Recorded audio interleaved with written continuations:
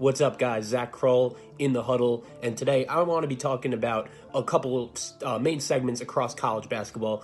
With this coronavirus that's been going on, I just hope that everyone's staying safe. And once again, it's very unfortunate that the NCAA tournament had to be canceled, but I think ultimately it was the right decision.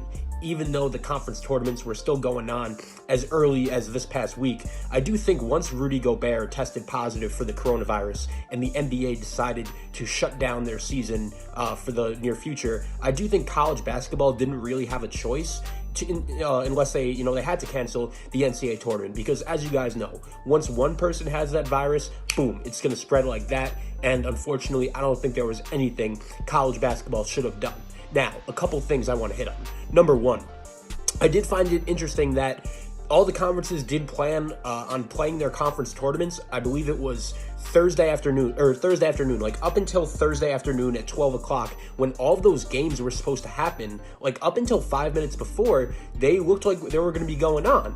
And it's weird because basically all of them canceled it except for the Big East. St. John's and Creighton were playing at Madison Square Garden in front of 250 fans, and it's just a really bad look for the Big East when you consider the fact that they were playing while every other conference decided to shut down their conference tournament. I also think when you look at this, it's just a very bad look. And I do think when I look at the NCAA president, Mark Emmert, he should have just stepped in immediately and said, okay, all conference tournaments are canceled, because he really did leave a bunch of these conferences out to dry when it came down to the decision of canceling these tournaments or not. Now, ultimately, there are a couple more logistical issues about the NCAA tournament.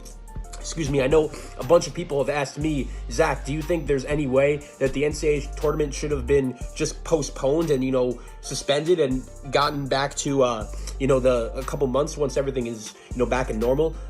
As much as I want to say yes, unfortunately, I just don't think that's the case, because I don't think it could be possible, because you have guys that are going to be trying to go to the NBA draft. School isn't even going to be in session probably.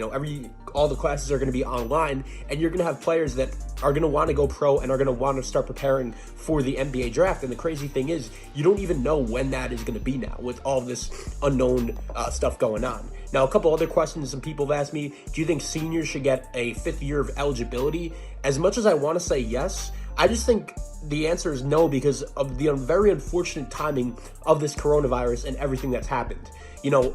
It's different for the NCAA to say, okay, spring athletes whose season basically haven't started yet, no scholarship limits.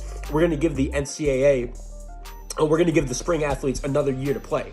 But in college basketball, it was just very unfortunate timing, because there were seniors and basically everyone that played the full season, but their season was just unfortunately cut short due to this coronavirus. Now, you also have players on the other hand whose careers already ended. Like their conference tournament finished before the cancellation of all these games. So I think if you're the NCAA, I don't think there's a way to fix that. Like, I don't think there's a uniform way to say, okay, some, certain players are going to have another year of eligibility, other players aren't. I just don't think it's the fair and right thing to do, and that's unfortunate for those players' careers to end.